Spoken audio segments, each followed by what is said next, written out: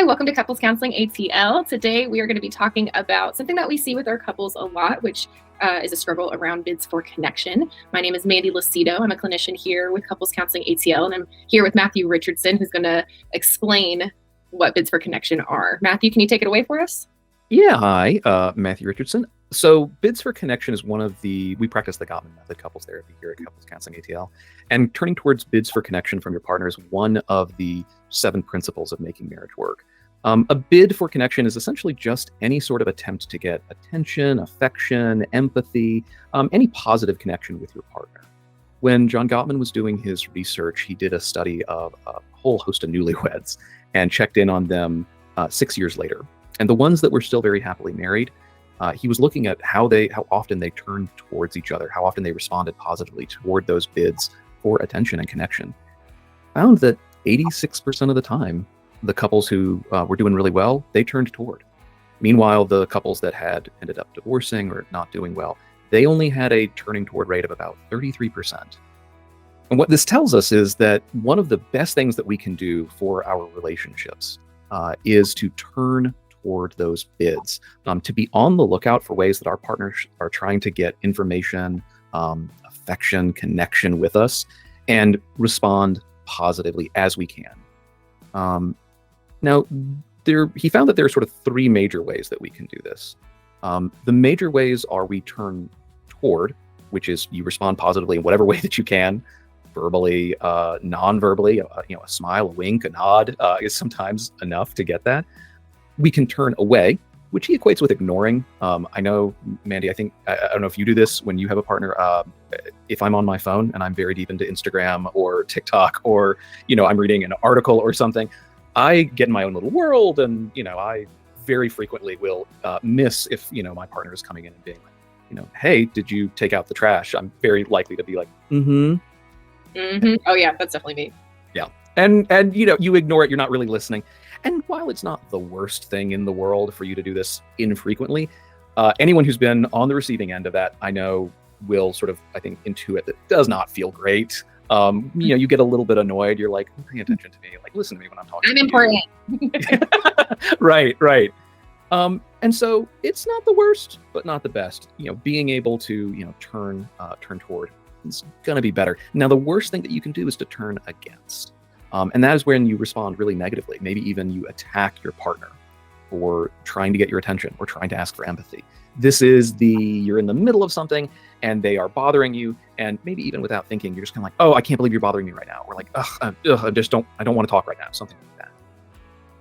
Even though it might seem like a very small thing, it's, pretty big because it communicates to your partner, I don't want to talk to you. I'm not interested. And I don't want to connect with you. So I hear what you're saying around the different ways we can respond to bids for connection, but what's the point of bids for connection? I don't really see like, okay, yeah, like I get the point of I should be caring about what my partner says, but what's the point of bids for connection? Well, John Gottman talks about thinking of bids for connection a little bit like they are small deposits that you're making into an emotional bank account. This is your relationship's emotional bank account. And what you're trying to do is each time you turn toward, you are putting in a little bit of, money into that account. Well, this is also the very same account that you use to make withdrawals from whenever your partner is frustrated with you, when you guys have a fight, if there is something going wrong, if there's a lot of stress, you are going to be making withdrawals from that same account. So you need to be making lots and lots and lots of little deposits because they add up. And I don't know about you, this is definitely how it is when I'm in a relationship. I definitely feel as though my withdrawals that I'm making are much larger than the deposits. Yeah, even as you were talking about that, Matthew, 86% turning towards that many bids for connection sounds daunting. And I think that's something that I hear a lot with the couples that I work with. It's like, there's so much that I could be turning towards. And there's so many different types of bids for connection, right?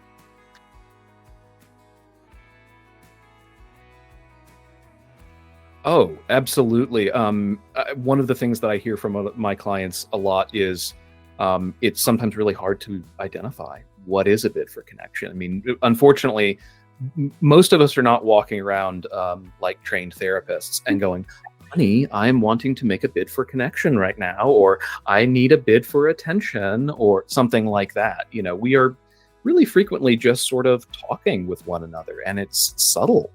Hey, can we not cook tonight? That could be a bid for empathy if Mm. you've had a really long day, for instance, or, you want to go on a walk. That could be a bid for, gosh, adventure, exercise together, moving our bodies, something like that. It's a little bit rarer that we are as, absolutely clear about how we want to connect with our partner.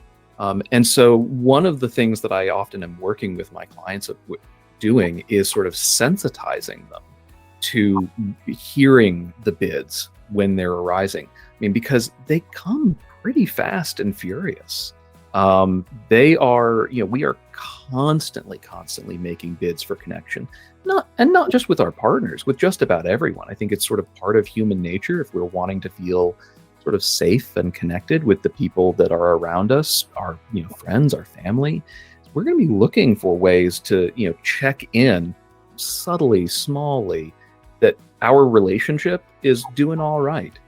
And when we get that positive response, that like, oh yeah, everything's totally fine, you're great, I like you, we feel, it makes us feel good. It puts our mind at ease. We are able to relax, and when we are in a relaxed state, we are so much more likely to be sort of at our best selves. We're able to get into flow states more easily. It's just generally positive all the way around. And that's that positive habit of mind, positive habit of turning toward, has so many benefits for relationships, especially couple intimate relationships. Yeah, I really like that point you have around just that little reassurance. I'm thinking back to past relationships, whether I was guilty of turning away or my partner was, or even turning against. And something about, even if it's just brushing my teeth and I'm making a silly face at my partner, for them to kind of laugh at that, as small as that seems, it still is that like little reassurance of, I like you kind of thing, like you said. So I hear you. And I think that it can be as simple as something as that. And something else I'm hearing is just that it is really hard to identify some of these bits for connection too. I heard you say that you're really trying to sensitize your clients into recognizing these kind of things. Yeah. And I think one of the key elements of all of this is being as kind to ourselves and to our partners as we possibly can be, especially as we're learning new skills. I am often sort of surprised by how much of this stuff makes sense and is backed up by the research for helping our relationships that no one ever came right out and told me. I kind of wish they had. Easy, right? A bad book. It would have been helpful many times in the past. And so I'm often saying like, hey, if you do miss a bid for connection, that's okay. I mean, again, even those couples that were doing really well at that 6-year mark and were very happy, they weren't 100% of the time. 86 is a pretty large percentage, but at the same time, it's not, it's what? That's B plus?